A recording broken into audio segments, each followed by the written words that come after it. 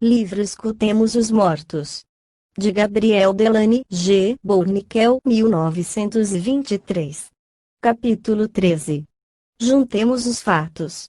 Vocês fizeram o corte, agora é preciso costurar. Uma rainha da França, para seu filho. Quando assistimos experiências nas quais se procuram figurar outras personalidades, não demoramos a perceber que a imaginação dos sujeitos é menos rica que se poderia esperar. A personalidade de um militar, de um padre, de uma dançarina, etc., se reproduz quase sempre com variações imperceptíveis. Vê-se nitidamente que o reservatório onde a imaginação subliminal se alimenta não é inesgotável. É muito diferente quando são individualidades desconhecidas que são conhecidos por nós por meio dos médiuns. Aqui, a variedade é infinita, como a que se encontra ao frequentar personagens humanos. Em geral, sua maneira de falar é característica, em estreita relação com os costumes, o estilo de vida, os negócios do desencarnado. Estas são diferenças que nos permitem distinguir perfeitamente o que vem do fundo intelectual do médium daquilo que chega a ele externamente. As nuances de caráter são igualmente muito marcantes. Algumas entidades do além suportam com muita dificuldade o interrogatório ao qual são submetidos, algumas se exprimem com veemência ou grosseiramente, como faria um indivíduo rude ao qual se colocassem questões que lhe parecessem indiscretas, de que isso poderia lhe-se, protestam deles, e um outro, porque o senhor está me perguntando tudo isso. O senhor não é nem meu parente, nem meu amigo, em que isso poderia interessar-lhe. Outros, um pouco mais complacentes, consentem, depois que sumariamente informados, em fornecer alguns detalhes íntimos. Isso é um dos pontos mais interessantes, porque nos permite uma verificação ulterior. É de se notar que os espíritos de camponeses continuem a se interessar pelo trabalho da terra, eles falam dele com visível satisfação, e todos, de resto, em tudo, que foi aqui sua principal ocupação. Aqueles que são mais instruídos se exprimem com um vocabulário mais refinado, vindo de sua educação, mas, de modo geral, os espíritos com os quais estivemos em relação nos pareceram pouco evoluídos. Eles seguiram o curso da vida comum sem tentar compreender por que eles vieram ao mundo e, salvo exceção, notadamente do Etre, não parece que os ensinamentos religiosos tenham deixado neles um traço profundo. Inconscientemente, eles eram materialistas, ou mais exatamente, agnósticos. Eles deixavam correr sua existência de uma maneira quase automática e a responsabilidade das faltas que eles possam ter cometido parece singularmente atenuada. Eles não parecem estar verdadeiramente incomodados por elas, eles não têm, não mais, grandes satisfações. É possível senti-los num grau inferior da vida astral. Para a maioria, não fazem mais que despertar, e ainda incompletamente, da turbidez que sucede à morte. Podemos libertá-los dessa situação e permitir-lhes tomarem melhor consciência de si. Será interessante, em pesquisas ulteriores, proceder com o estudo dessas individualidades, a fim de nos dar conta das mudanças que poderão acontecer em seu estado. Muitos dentre eles não duvidam que existem em seu meio seres mais evoluídos. Eles são tão ignorantes dos habitantes do além quanto quando estavam na Terra. Parece que seus sentidos perispirituais não são mais desenvolvidos do que eram seus órgãos de encarnados. Eles não têm mais que sensações materiais por vezes diminutas, e, necessariamente, sua mentalidade não se encontra consideravelmente modificada. Nesse ponto de vista, a morte não criou hiatos entre esses dois modos de existência e mais uma vez se verifica o aforismo de Leibniz, natura saltus non facit. A vida terrestre continua na vida astral e a turbidez em que esses espíritos estão imersos pode se prolongar por muito tempo, uma vez que temos constatado que alguns indivíduos mortos há meio século ou ainda mais pareciam despertar de um longo sonho e retomavam a vida astral do mesmo ponto do tempo que a tinham deixado. É, então, o perispírito o verdadeiro corpo permanente da alma, e a mentalidade do ser é devida às sensações registradas nele, mesmo depois que ele se separa do corpo físico. Mas, e a observação é importante, quando se chega a mostrar a esses seres sua situação real, sua mentalidade se modifica, pouco a pouco, eles tomam consciência de seu novo estado e à medida que se identificam nele, eles passam a ter novas percepções. Eles veem outros espíritos que são superiores a eles e recebem ensinamentos deles. É assim que Camilo tem frequentemente ajudado alguns desencarnados não somente a se reconhecerem, mas também a se familiarizarem com a vida do espaço. De acordo com o que sabemos pelas investigações feitas anteriormente, é certo que aqueles não ficarão nesse estado inferior, eles acabarão por adquirir o inteiro conhecimento do que são e, ao mesmo tempo, vão desvanecer progressivamente as criações idioplásticas que faziam com que as novas condições de vida fossem consideradas análogas à da Terra. Encontramos o mesmo em Camilo, quando ele diz, sessão de 4 de março de 1922, o espírito nem sempre se apercebe, acontece de ele confundir um encarnado com um desencarnado. É, portanto, de extrema importância para cada um de nós conhecer desde agora os diferentes estados da vida futura, isso vai evitar que venhamos a ser a presa de monoideísmos que por longos períodos impedem a alma desencarnada de compreender a realidade, seria bastante útil porque as condições pós-morte são muitas vezes muito penosas. Quando o espírito se imagina estar no purgatório ou no inferno, experimenta dessa ilusão sofrimentos indizíveis. Nós tivemos contato com um pequeno número de habitantes do além, nossa investigação não poderia comportar o conjunto de desencarnados, mesmo na categoria daqueles que ainda estão nas camadas mais vizinhas à da Terra, porém, nosso contato é bastante demonstrativo porque nos mostra que a sobrevivência é a lei e que o princípio pensante é realmente independente do organismo físico daqui. Ele nos mostra, também, o perispírito guardião indefectível de nossa individualidade e de nossos estados de consciência, arquivista de nossa vida mental, conservador de nossas aquisições psíquicas, que uma transformação tão radical como a morte não poderia destruí-las. É possível fazer aproximações úteis entre os fenômenos que observamos entre nós, tais como da regressão da memória, e o que acontece no além. É certo, por exemplo, que o pequeno Mimi Lenai não ficou desde sua morte preso aos horríveis sofrimentos de sua agonia, a reproduzida por Albertina, do mesmo modo para os outros espíritos que figuraram os sintomas das doenças que os levaram à desencarnação. É infinitamente provável que esses seres pouco evoluídos, ao incorporarem, sofram automaticamente essa regressão da qual fomos testemunhas com muita frequência. Parece, pois, que os estados mentais e psicofisiológicos concomitantes se conservam integralmente no invólucro fluídico e que eles se reproduzem automaticamente, necessariamente um chamando o outro. Daí, não é de surpreender que se encontrem na memória dos desencarnados as mesmas confusões, os mesmos erros, as mesmas lacunas que se constatam nos humanos nas mesmas condições, quer dizer, durante o delírio ou nas doenças que entravam as faculdades do cérebro.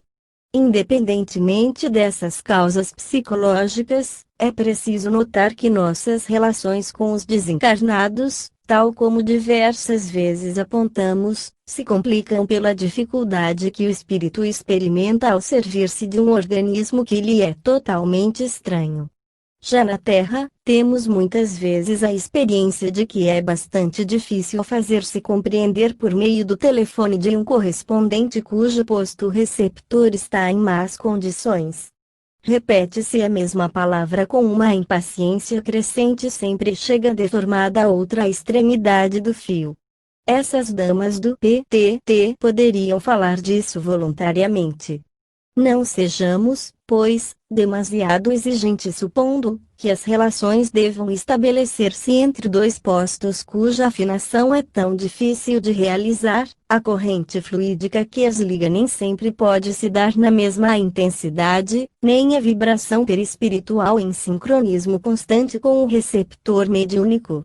Mais tarde, sem dúvida, quando esses estudos forem levados aos laboratórios pelos intelectuais, chegaremos a descobrir as leis que presidem esses problemas. Nesse dia, um imenso passo será dado. No capítulo 4 fizemos um estudo das visões psicométricas da senhorita Jeanne Laplace. Apoiando em sua fronte um objeto vindo da pessoa que deseja se consultar, ela tem imediatamente a visão muito nítida de eventos relacionados a essa pessoa. O fato é bem conhecido, ele foi estudado de modo muito completo, nas obras de vários psiquistas. O objeto levado à vidente é necessário para estabelecer uma relação psíquica entre ela e o consulente, estando este presente ou não, e nos casos bem controlados, quando esta condição não é atendida, a visão não acontece. Do contrário, assim que estabelecida a relação, imediatamente se apresentam imagens, cenas animadas, pessoas. A médium não faz mais que seguir a pista e descrever os eventos que se desenvolvem diante dela, como numa tela. É, pois, o contato do objeto que desperta a lucidez do sujeito. Se fosse necessário apoiar nossa afirmação com uma prova formal, nós a encontraríamos em uma experiência feita em Varsóvia, por M. Ossowiecki. A relação foi publicada pela revista Metafísica, julho e agosto de 1922, página 251. Ver também a Revista Científica e Moral do Espiritismo, dezembro de 1922, páginas 364 e 365. Ela foi enviada ao Dr. Gelei pela testemunha direta, a Sra. Aline de Glass, mulher do juiz da Corte Suprema da Polônia. Durante uma visita à casa da General Krieger, mãe de Ossowiecki, a senhora de Glass pergunta a ele se ele poderia informar sobre um broche que ela tinha perdido. Ele, então, descreve a ela um broche que foi encontrado na mesma caixa que o outro, mas ele não conseguia dar informações mais precisas, salvo se tivesse algo de material relativo ao objeto. Senhor, diz a senhora de Glass, o broche estava preso aqui neste vestido. Ossowiecki pousa seus dedos sobre o lugar indicado e ao cabo de alguns segundos diz, sim, eu o vejo, ele é oval, de ouro, muito leve, é um broche antigo que lhe é caro como uma lembrança de família, eu poderia desenhá-lo para a senhora, pois o vejo claramente. Ele tem como que orelhas, é composto de duas partes, que entram uma na outra como se fossem dedos entrelaçados. Mas é extraordinário que o senhor diz, justamente há como que dedos entrelaçados. Eu vejo, a senhora o perdeu muito longe daqui, realmente foi a uma distância de 4 quilômetros. Sim, Rua Mokolowska, esquina da Rua Kozhikova. Mas, sim, foi lá que eu fui hoje. Um homem de bigode preto se inclina e o pega. Será muito difícil recuperá-lo. Tente fazer anúncios nos jornais. No dia seguinte, meu irmão vem à minha casa e exclama, milagre, milagre. Seu broche foi encontrado. Ossowiecki me telefonou dizendo que você apenas deve ir amanhã, às 5 horas, à casa da General Jacina, irmã dele, e que ele o enviará. Em 7 de junho vou a General, pergunto ao senhor, e meu broche, o senhor está com ele? Esteja certa, senhora, nós vamos vê-lo. E ele me mostrou meu broche. Era um verdadeiro milagre. Conta então a seguinte história. No dia seguinte ao nosso encontro, fui pela manhã ao banco. Na entrada, reparei um homem que me parecia já ter visto em algum lugar, no mesmo momento, lembrei que era justamente o homem que eu vi, nas minhas ideias, ter pego seu broche. Eu o tomei gentilmente pela mão e lhe disse, senhor, o senhor encontrou ontem um broche na esquina da Rua Mokolowska e Kozhikova. Sim, ele disse espantado, onde ele está? Em casa, mas como a senhora o sabe? Eu dei a descrição do broche e contei tudo que havia acontecido. Ele ficou pálido e confuso. Ele me trouxe o broche cuja descoberta ele iria anunciar nos jornais. Esse relato é muito sugestivo, ele nos mostra o sujeito procurando em vão visualizar e perdendo o objeto, ele encontra o caminho assim que toca com os dedos a parte de uma vestimenta sobre a qual o broche esteve preso, a visão é tão nítida que ele pode, em seguida, reconhecer o homem que o havia encontrado e fazer com que ele o restitua. Isso demonstra indiscutivelmente a necessidade de estabelecer pelo contato de um objeto pessoal uma relação psíquica entre a pessoa que consulta e o médium. É isso que sempre acontece nas experiências tão marcantes feitas com a senhorita Laplace. Trata-se aqui de uma faculdade cinematográfica muito interessante, mas a qual é preciso dar, antes de tudo, uma interpretação animista. Bem ao contrário, na série experimental de Albertini, que se trata em divisões ou de incorporações, nenhuma relação psíquica, direta ou indireta, intervém entre ela e o comunicante, nenhum dos assistentes jamais soube, no momento da abertura das sessões, qual espírito iria se manifestar, nenhum teve o menor indício sobre a existência terrestre desse último. Não seria, portanto, na prática psicométrica que se poderia encontrar explicação de suas experiências que, já dissemos e precisamos, são de uma ordem diferente. Entre as revelações que fizemos, fomos frequentemente obrigados a lançar um véu espesso sobre verdades por vezes muito brutais. Atos desonestos, delituosos ou criminosos, incêndios voluntários, abortos, desvios, nos foram confessados pelas entidades desejosas de aliviar a consciência. Por meio de investigações discretas, conseguimos verificá-las. Se nós não estivéssemos atrás apenas do interesse de nossas concepções, se, imitando alguns jornalistas esgotados em sua seiva intelectual, não tivéssemos procurado mais que a publicidade pelo escândalo, estaríamos abundantemente providos, mas nosso desejo de ver triunfar nossas ideias se impôs diante das conveniências, diante do segredo profissional que, na circunstância, era um segredo confessional. Não teria sido leal fartar a curiosidade do público apresentando fatos privados cuja confiança de pobres desencarnados nos havia feito os guardiões involuntários. E, no entanto, quanta força de convicção, quantas provas absolutas nessas confissões por vezes ingênuas. Quem, pois, entre nós, teria imaginado tal ou qual detalhe sinistro ou macabro, cuidadosamente escondido em segredos de família e que uma alma errante vinha nos confiar em sua aflição? Quem, pois, teria suspeitado a probidade de uns, a fidelidade de outros? Quem, pois, teria podido conhecer o drama íntimo no qual em outro tempo se empenhava toda a honra de uma casa? Esses numerosos fatos, que foram grandes eventos para aqueles que os vivenciaram em outros tempos e dos quais muito frequentemente não resta nenhuma testemunha, nós não o inventamos.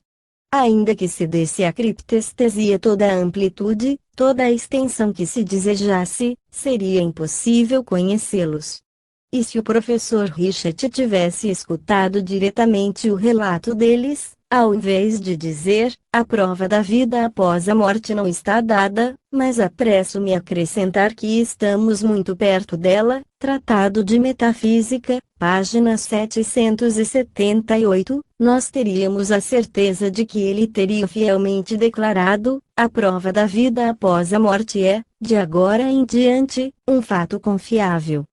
Os leitores de boa fé reconhecerão, de fato, que tratamos de descartar todas as causas de erro, e apesar da dificuldade de evitá-las por completo, estimamos que alcançamos o objetivo. Isso não impedirá os contraditores, principalmente aqueles que jamais assistiram nossas investigações, de insinuar que nossos procedimentos não são científicos. Mas, primeiro, o que se entende por científico? O que é científico e o que não é? Nós não vamos, a exemplo de Brunetière, proclamar a falência da ciência, mas, enfim, com seus métodos, suas teorias e seus dogmas, ela pretende a tudo demonstrar. Ela pode explicar a magnetização, o fluido elétrico, o magnetismo terrestre, a atração universal, as manchas solares. Porque os raios do Sol chegam quentes à Terra, depois de ter perdido todo o calor nas regiões de frio intenso pelas quais passaram. Porque as nuvens formadas seja por partículas sólidas, erupção do Krakatoa, seja pelo gelo, não caem. Porque os raios de luz atravessam o vidro polido e os raios refletidos pelo olho não o atravessam. Porque, nos compostos químicos, jamais se encontram as propriedades dos componentes. Exemplo, o cloreto de sódio, sal marinho, não possui nem a toxicidade do cloro, gás asfixiante, nem afinidade para o oxigênio do sódio, que queima espontaneamente na água. Porque, quando uma mesma quantidade de calorias é absorvida por dois corpos de natureza diferente, mas tendo a mesma forma e mesmo volume, a elevação da temperatura não é a mesma? A nutrição dos seres animados exige uma desmaterialização total da matéria. Se admite que a matéria animada traz em si sua personalidade, deve-se admitir ao mesmo tempo que quando o antropófago come seu vizinho, a personalidade da matéria muda. O mesmo quando vemos um cachorro engolir uma costeleta ou um boi ruminar alfafa, acontece isso, a ovelha se transformará em cachorro e a erva em boi. Como e por quê? Assim, convivemos todos os dias com mistérios que nos espantam e aos quais o costume nos leva a não prestar atenção neles. Desconfiemos do testemunho de nossos sentidos. O Monsenhor Cibor, em viagem, se encontrava à mesa do anfitrião ao lado de um caixeiro viajante que comovia por não querer crer além de sua compreensão. O senhor compreende? Pergunta o prelado, porque o fogo faz derreter a manteiga e endurecer o ovo. Não, respondeu o outro. Isso lhe impede, replica Monsenhor Cibor, de crer em omelete? As aparências das coisas nos induzem constantemente ao erro. Os antigos, vendo o sol se levantar no leste e se deitar no oeste, tinham a ilusão de que o sol girava em torno da terra. Os erros são devidos com frequência à nossa ignorância das causas verdadeiras. É assim que um bastão mergulhado na água nos parecerá quebrada se ignorarmos as leis da refração. Se, então, nos ativermos somente ao lado exterior das coisas, se não virmos para além da matéria, se não formos capazes de libertar uma filosofia daquilo que nos revelam nossos sentidos, nos manteremos sempre no erro. O futuro da matéria, de resto, parece muito comprometido. De todas as partes, ela recebe assaltos aos quais ela resiste ainda valentemente, mas já se escutam rachaduras significativas do lado do trono soberbo do alto do qual ela reina sobre o mundo. As células se dissociam, os átomos explodem, os elétrons dançam uma vertiginosa sarabanda em torno dos íons. A matéria vê aí embora, diria a senhora Duberry. Seria curioso saber o que pensam os intelectuais quanto a esse estado de coisas. As últimas teorias não parecem tê-las prejudicado. Impavidum ferente ruinoi. Sakurei, que o Sr. Poinsé é o único a considerar como espírita, a Sra. Curie não parece bem decidida. Quem pode saber o que é a matéria? Eu sei, o que é a matéria, declara ela, sorrindo. Então, se essa pessoa douta está tão mal informada, quem o estaria mais que ela? Teriam os intelectuais consagrado tanto zelo ao estudo da matéria para chegar a essa negação? Nós não a conhecemos, mas ela existe. E isso lhes dá maior autoridade para dizer da alma, que eles jamais estudaram. Nós a conhecemos, mas ela não existe. Eles sabem melhor o que é a morte. Eles sabem somente, de modo preciso, em que momento a vida se torna morte. Eles não parecem seguros quanto a isso. Bolschuti afirma que há tantos sinais exatos, imediatos e distanciados da morte que é impossível que um médico verdadeiramente instruído possa confundir a morte aparente com a morte real. E ele aponta, para evitar que se enterrem pessoas vivas, 16 índices entre os quais se encontra a falha na ação da atropina sobre o olho morto, Doutores Bolschuti e Despré. Dicionário de Medicina. Precisamente, os doutores Jane Stolz e Land tiveram recentemente a oportunidade de examinar os olhos de um guilhotinado 25 minutos após a decapitação. Eles relatam à Sociedade de Medicina e de Cirurgia de Bordeaux os resultados desse exame. Às 6 horas e 45 minutos, dizem, portanto 3/4 de hora depois da execução, instilamos no olho direito 3 gotas de um colírio com atropina e no olho esquerdo 3 gotas de um colírio com ezerina, a atropina dilata a pupila e a ezerina contrai. Depois de 1/4 de hora, a pupila direita pareceu sofrer uma leve dilatação, a esquerda não variou. Porém, por volta das 8 da manhã, um de nós e nosso confrade Portani constatamos um aumento da midriase, dilatação, na direita e, o contrário, miose, contração, na esquerda. As pupilas parecem, então, ter reagido. Savoir, 7 de outubro de 1922. Assim, 2 horas depois da decapitação, quando todos os vasos se encontravam cortados com o eixo nervoso, quando o cérebro não recebia mais do coração seu alimento fisiológico, a persistência da vida se manifestava ainda na cabeça do morto. Bolschuti formal, enquanto a vida, a influência da atropina se revela em poucos minutos, em meia hora no máximo, pela dilatação da pupila, mas quando a vida se foi, a íris resta imóvel e a atropina não tem mais nenhum efeito sobre a pupila, Dr. Bolschuti. Os sinais da morte. No Dicionário das Ciências Médicas, de Deschambre, artigo Suplícios, encontra-se uma relação equivalente, 2 cabeças guilhotinadas tendo sido expostas durante 15 minutos a uma luz viva, pálpebras suspendidas, se fecham rapidamente. Um outro guilhotinado, de nome Dutilleur, virava os olhos para o lado onde o chamavam. Esses exemplos provam que a vida e a consciência não foram cortadas pelo golpe do carrasco. Este, com o laço, libera o espírito preso ao corpo físico, como se fosse uma gota de ácido pondo em liberdade a bolha de gás contida num pedaço de giz. Fizeram-nos uma queixa quanto à condição humilde dos espíritos que vêm a nós. Certamente, estaríamos muito honrados de ser visitados pelos gênios da humanidade e nós teríamos mostrado, por recebê-los dignamente, que sabemos o que se exige de nós, a hierarquia, o protocolo e a deferência. Porém, Victor Hugo ficou calado e Gambetta não travejou. Nós nos consolamos, pois o que nós temos precisamente buscado são pessoas sem notoriedade e sem história. A bela dificuldade, verdadeiramente, para um sujeito bem exercido, de acampar um Napoleão belicoso e proclamador ou de recitar um desses epigramas que Voltaire lançava aos senhores e que faziam enrubescer as damas, sem contar que os discursos desses pretensos médiuns são sempre falhos e que suas estrofes são tolas. Os grandes homens, deixemo-los dormir em paz. Eles talvez tenham mais necessidade de repouso do que os pequenos. Seus raciocínios são frequentemente falsos, eles também, como os outros, têm necessidade de ir à escola e, em todo caso, eles não teriam podido nos dizer do que nós queremos saber no que se refere a essas grandes questões, de resto, nós jamais o chamamos.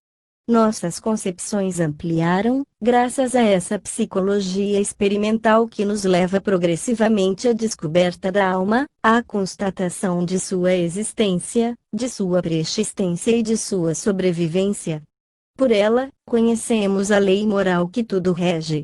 Todos os deístas partem do princípio de que se existe uma inteligência diretora do universo, esta deve ser justa e a experimentação espírita confirma essa indução. O espírito de Léo que impulsionou ao suicídio sua viúva, Senhora Formosa, acreditava poder encontrá-la no além. Ele percebeu estupefato que essa violação da lei moral o separava do objeto de seu amor por um período indeterminado.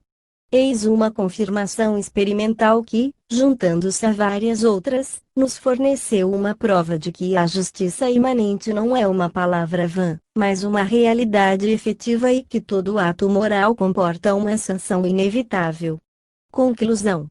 Revele-me, ó meu bom gênio. A mim, que tu amas. Essas verdades que dominam a morte. Impedem de temê-la. E a fazem quase amar. Renan. Quando, há 2000 anos, um sublime revolucionário sonhou tirar a humanidade de sua condição miserável dando a ela uma direção, uma moral e um alvo, ele foi combatido pelos maus sacerdotes e mercadores aos quais contrariava. A nova religião colocou ao menos 300 em formação e a conversão à unidade divina demandou por volta de 1000 anos. Quando, em 1492, Cristóvão Colombo descobriu a América, a Europa inteira se recusou a acreditar nele, e foi apenas após uns 30 anos que se consentiu admitir a existência de um novo continente. Quando, em 1632, Galileu afirmou a rotação da Terra em torno do Sol, reportado ao Tribunal da Inquisição que representava o poder, defendia os direitos da Igreja e dominava a justiça, ele teve de abjurar de joelhos sua pretensa heresia. Quando, em 1857, Allan Kardec edificou as primeiras bases do Espiritismo, ele levantou a curiosidade pública, e também a inveja, a ira, a calúnia. Ele foi submetido às injúrias de inimigos ferozes, infâmias foram publicadas contra ele. Em Barcelona, suas obras foram apreendidas por ordem da autoridade eclesiástica e queimadas em praça pública pela mão do carrasco. Em todos os países, a nova doutrina e seu fundador foram atacadas em púlpito a partir de ordens de bispos e sermões de padres. Ainda hoje, depois de 65 anos, essa rixa não está extinta. Por esses exemplos, vemos forças de reação constantemente associadas para a manutenção de tradições e mitos, recusando o acolhimento a toda inovação grandiosa ou fazendo obstáculos à sua propagação nas massas. Acrescentemos a isso as preocupações de uma existência cada vez mais difícil, a indiferença da multidão e, sobretudo, as condições quase exclusivamente materiais da vida moderna, temos, então, a explicação sobre as dificuldades que se experimenta na fixação da atenção da humanidade quanto a seus destinos.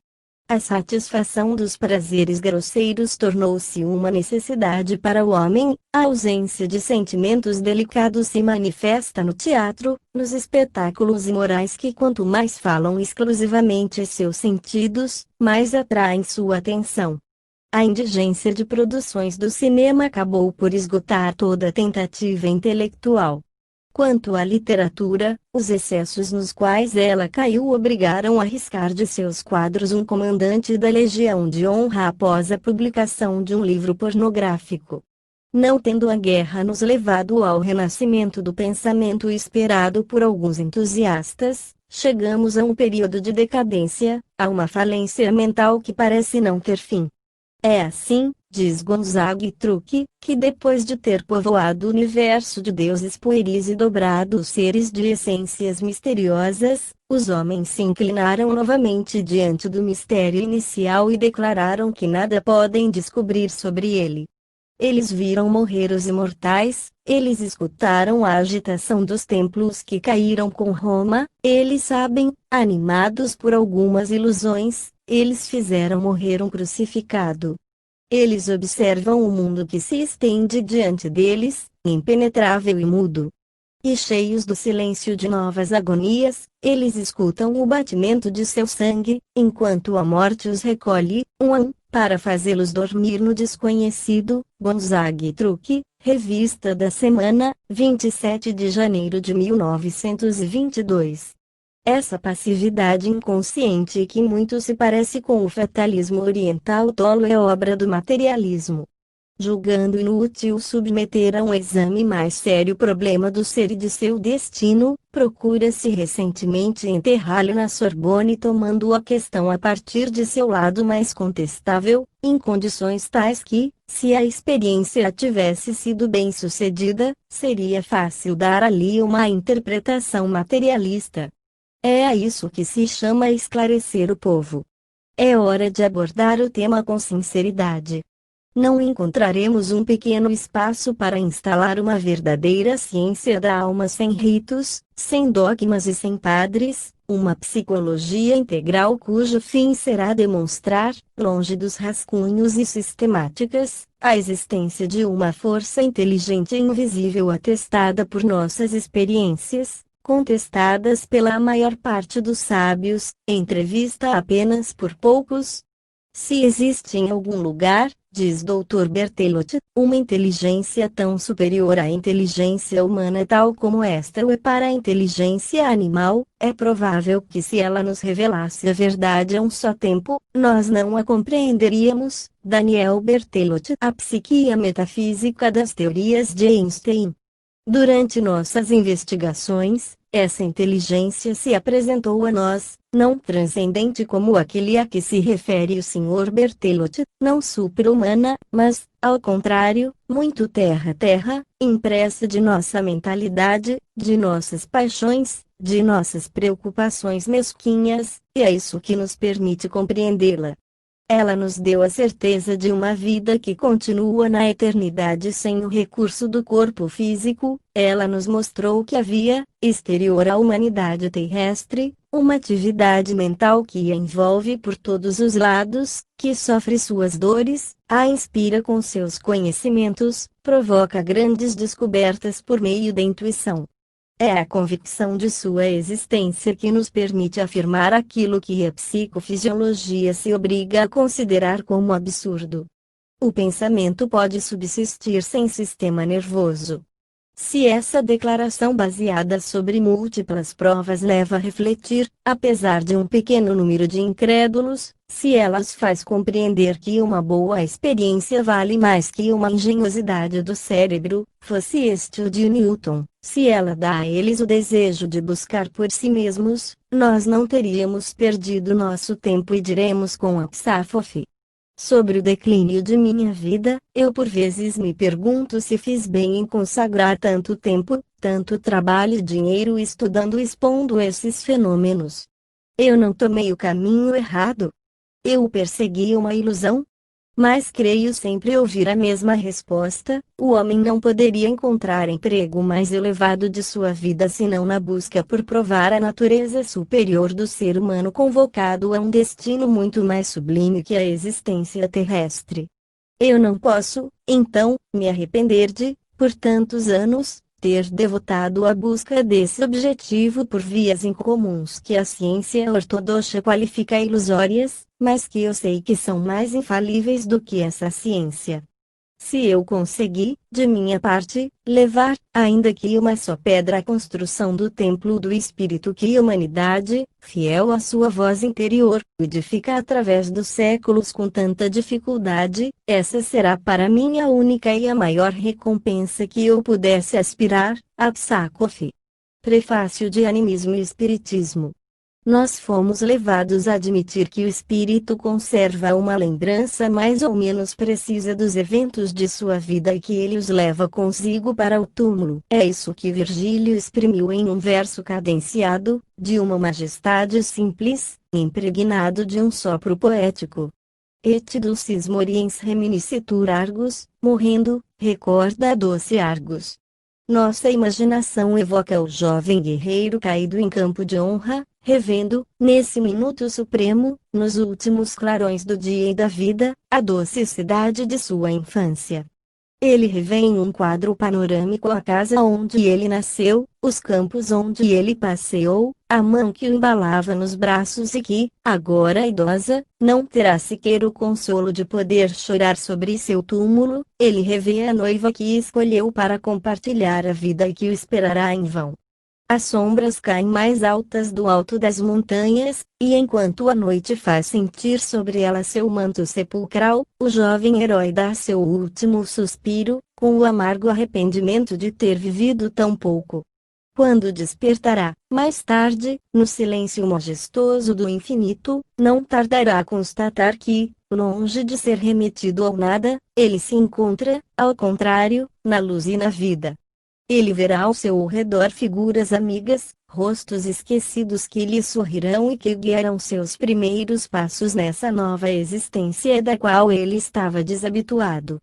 Ser-lhe-á ensinado que ele é ligado à terra por laços de parentesco e de amor, que seu sacrifício não foi inútil, e que ele poderá talvez um dia ser colocado junto àqueles que ele deixou do outro lado, a menos que na cidade silenciosa e imensa na qual ele agora é cidadão e onde a multidão numerosa tem tão pouco lugar, ele não esteja entre os levados ao esquecimento.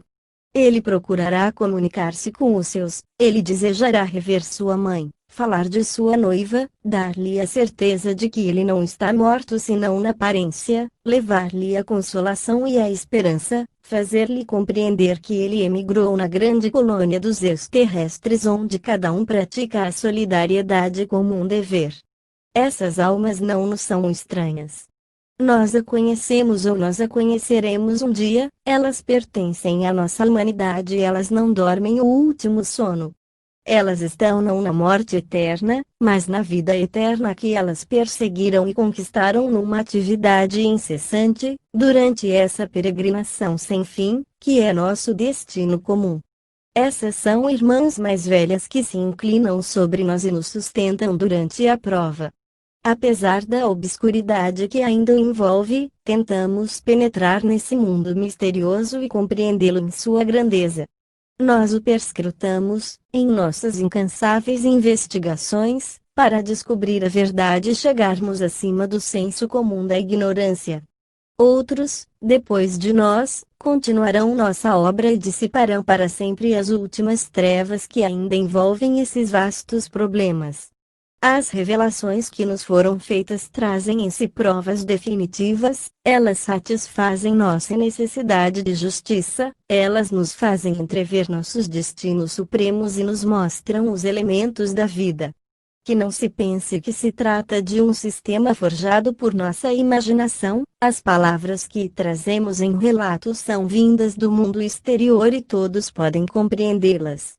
As investigações sérias e imparciais se dão conta de que eles não são estranhos a esse universo maravilhoso.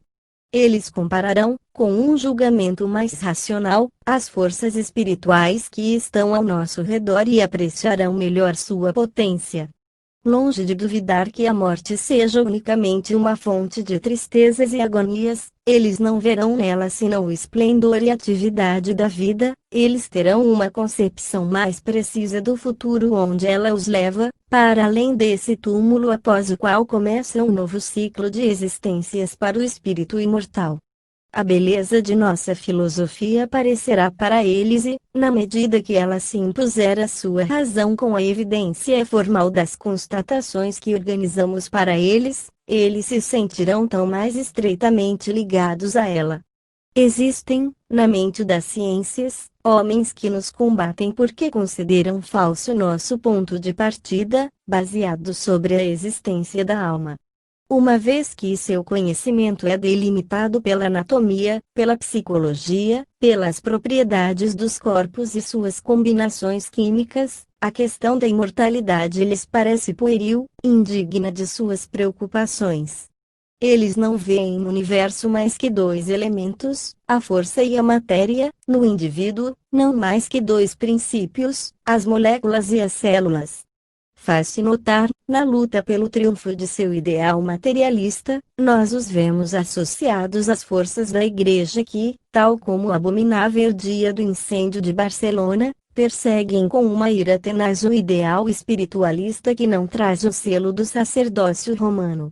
E desses dois polos tão opostos, sentimos sobre nós o vento amargo da crítica. Mas, por mais amarga que ela sopre, Por mais violento que seja o vento das sabedorias acadêmicas unidas às das ignorâncias monásticas, não se tem força suficiente para apagar a tocha que o Espiritismo acendeu na noite da humanidade. Todos os nossos esforços procuraram manter essa chama. Respondemos com fatos ao dar de ombro cético dos incrédulos. Em um estudo tão fechado como este, nós devemos ter por guia unicamente o método experimental, tendo em mãos os elementos necessários, levamos nossas investigações o mais longe possível e trazemos essa pedra modesta colhida no caminho, ela virá se juntar aos materiais acumulados por outros.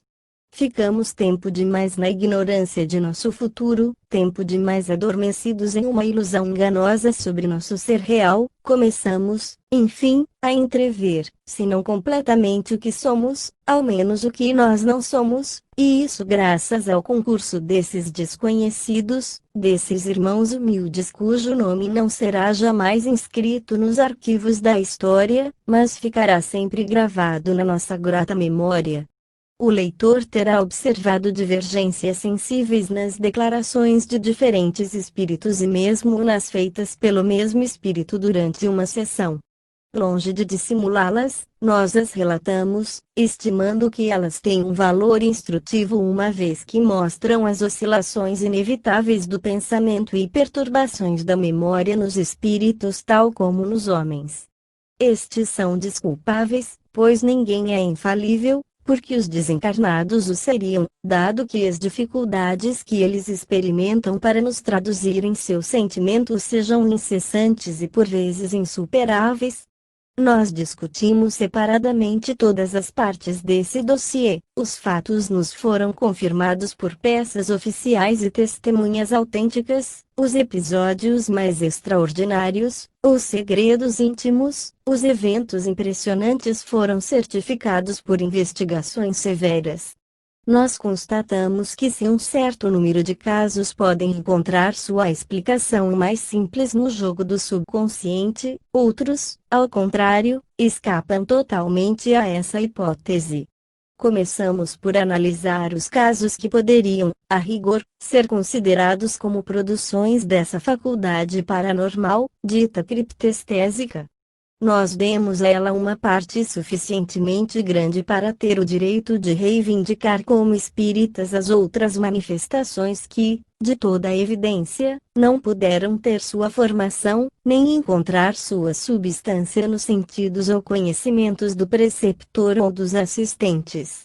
Essas manifestações escapam, de certo, a toda a influência do mundo físico. Nós vimos o tributo importante que elas trazem à tese espírita, estabelecendo-a em bases sólidas. Para sua análise comparada, pode-se, então, considerar como demonstradas. 1. O erro científico que, conferindo à personalidade subconsciente uma faculdade de conhecimento universal, sem preocupação com o tempo nem as distâncias, chega a atribuir-lhe uma força prodigiosa, inverossímil, quase divina. 2. A realidade da vida após a morte e a possibilidade de os espíritos se comunicarem com os homens quando as condições necessárias se encontram reunidas. Graças a esses resultados, temos o direito de responder à questão posta no início desta obra. Não apenas a vida após a morte é uma certeza, mas pode-se demonstrá-la experimentalmente, como fizemos, com a ajuda da mediunidade subjetiva. Fora a hipótese espírita, qualquer outra explicação que se possa tentar quanto a esses fenômenos é psicologicamente, filosoficamente, cientificamente inadmissível, ao menos até o presente. Do berço ao túmulo, do túmulo ao berço, eis as etapas de nossa existência infinita. Jornadas de luta, jornadas de amor, jornadas de esperança. Labutas obscuras, sonhos profundos, tempos de glorioso despertar. Fraternidade, evolução, progresso. Tais são nossos deveres, nossos sentimentos, nossas tendências. Tal é nossa moeda, a da humanidade. Nós levantamos uma ponta do véu que esconde nosso passado e nosso futuro, arriscamos alguns passos sobre esse tenebroso trajeto que vem do eterno ontem e vai em direção ao eterno amanhã. À medida em que avançamos, nos sentimos mais firmes, mais confiantes. A luz que nos guia ainda é um pouco fraca, vacilante, longínqua, e nossos meios de exploração imperfeitos. Não importa. Nossa certeza é absoluta. Sabemos que estamos no caminho certo, estamos seguros de chegar ao objetivo. Não dependemos mais da igreja. Certamente, seu ensinamento dos primeiros tempos foi útil para a humanidade, quando a palavra do Mestre, dominando os reis e os povos com todo o seu esplendor, abriu a uns a justiça e a outros a caridade, mas esse ensinamento, hoje deformado, não é mais que objeto de controvérsias e discussões amplamente justificadas. Não dependemos mais da ciência oficial, ao menos em nosso país. Ela ainda não está em estado de nos dar a chave de nossos destinos futuros. Nosso futuro não existe para ela.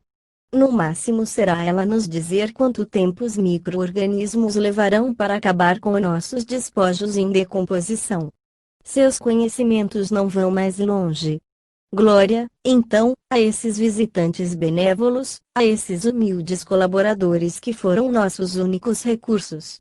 Glória a eles, cuja presença secreta tão fortemente nos apoiou e encorajou nossos esforços.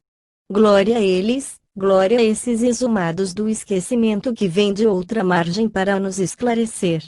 Sozinhos, aqueles que vivem no seio da eternidade puderam nos desvelar uma parte desse mistério, ainda impenetrável a tantos homens.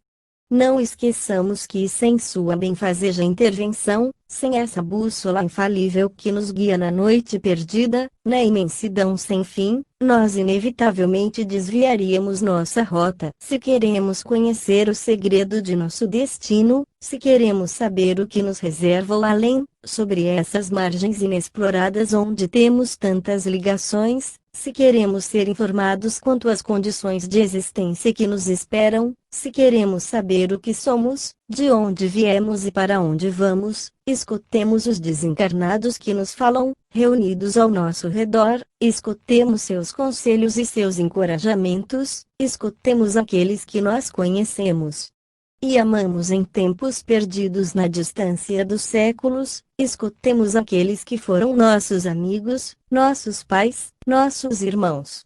Escutemos os mortos. Fim do livro Escutemos os Mortos. De Gabriel Delany G. Bournickel, 1923. Caro amigo, se você gostou deste livro e tem oportunidade de adquiri-lo, faça-o, pois os direitos autorais são doados a instituições de caridade. Muita paz.